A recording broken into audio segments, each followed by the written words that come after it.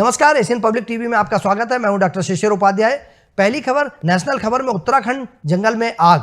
देवभूमि कहे जाने वाले राज्य उत्तराखंड के जंगल इस समय भयानक आग से झुलस रहे हैं। राज्य के विभिन्न जंगलों में लगी आग में के कारण प्रजातियों के वनस्पति समेत पर्यावरण को काफी नुकसान हो रहा है। पक्षी और अन्य प्रजातियां वहां पर खत्म होने की कगार पर हैं। संबंधित एक याचिका पर सुप्रीम कोर्ट सुनवाई करने जा रहा है। इस मामले को जस्टिस BR गवई और जस्टिस संदीप मेहता की पीठ के समक्ष लाया गया है, जिस पर सुनवाई होगी। याचिका में वकील ने कहा है कि उत्तराखंड के कुमाऊं क्षेत्र में लगभग 44% जंगल जल रहे हैं और इनमें 90% आग मानव गतिविधियों के कारण है। उत्तराखंड के विभिन्न जंगलों में लगी आग के कारण अब तक 6 लोग अपनी जान गंवा चुके हैं। ये आंकड़े पिछले साल से दोगुने हैं। बीते साल आग लगने की घटना में 3 और 2022 और 2021 और 2020 में 2 लोगों की जानें गई थी। जिस तरह से आग ने विकराल रूप लिया है, उससे मौतों के बढ़ने की आशंका है।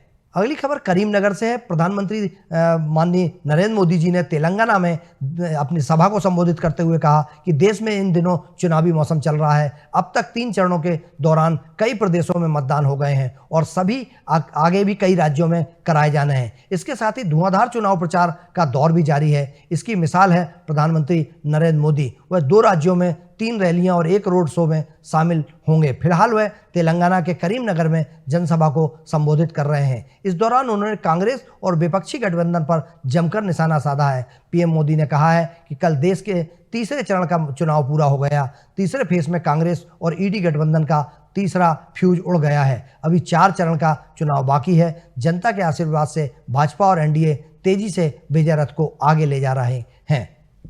अगली खबर लखीमपुर से है। अमित शाह उत्तर प्रदेश में के लखीमपुर में थे। गृह मंत्री अमित शाह ने दोपहर लखीमपुर में राजकीय इंटर कॉलेज के मैदान में इंडी गठबंधन पर खूब तंज कसा। उन्होंने कहा कि अब तक हुए 3 चरणों के मतदान में विरोधी दलों का सूपड़ा साफ हो चुका है और भारतीय जनता पार्टी 190 सीट लेकर सबसे आगे चल रही है। शाह ने कांग्रेस पर पिछड़ा वर्ग के शोषण का आरोप लगाते हुए कहा कि जहां जहां कांग्रेस की सरकार में बनी है, वहां पिछड़ा वर्ग के 5% आरक्षण को काटकर मुस्लिम समाज को दिया गया है। उन राज्यों में अगर भाजपा सत्ता में आई तो मुसलमानों से आरक्षण को छीनकर दोबारा पिछड़ा वर्ग समाज को दे दिया जाएगा। वारंगल में देश के प्रधानमंत्री माननीय नरेंद्र मोदी जी ने लोकसभा चुनाव को लेकर धुआंधार प्रचार किया। प्रधानमंत्री नरेंद्र मोदी तेलंगाना पहुंचे और उन्होंने करीमनगर के बाद वारंगल में जनसभा को संबोधित किया। इस दौरान कांग्रेस नेता सैम पित्रोदा के भारतीयों की चीनी अफ्रीकियों से तुलना करने को लेकर पीएम ने राहुल गांधी पर जमकर निशाना साधा। उन्होंने कहा कि मैं बहुत गुस्से में हूं। चमड़ी के रंग के आधार पर देशवासियों को गाली दे रहे चमड़ी को लेकर देश अपमान सहन नहीं करेगा। शहजादे को इसका जवाब देना होगा। सैम पित्रोदा ने पिछले भारत की विविधता पर बात करते हुए कहा था कि भारत में पूर्व के लोग चीनी जैसे लगते हैं तो दक्षिण के लोग अफ्रीकी जैसे लगते हैं, वहीं पश्चिम में लोग अरबी लगते हैं और उत्तर भारतीय गोरे होते हैं।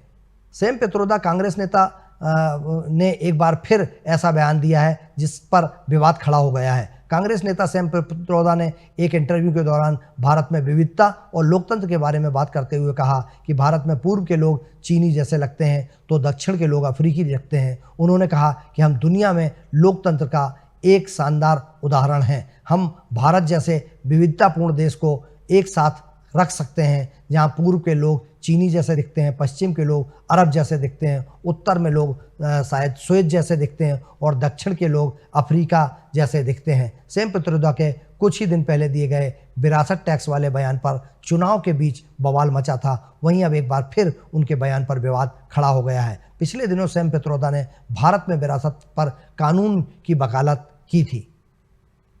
एशियन पब्लिक टीवी पर राजनीतिक खबरों का सिलसिला जारी रहेगा। आप बने रहिए हमारे साथ और देखते रहिए एशियन पब्लिक टीवी। नमस्कार।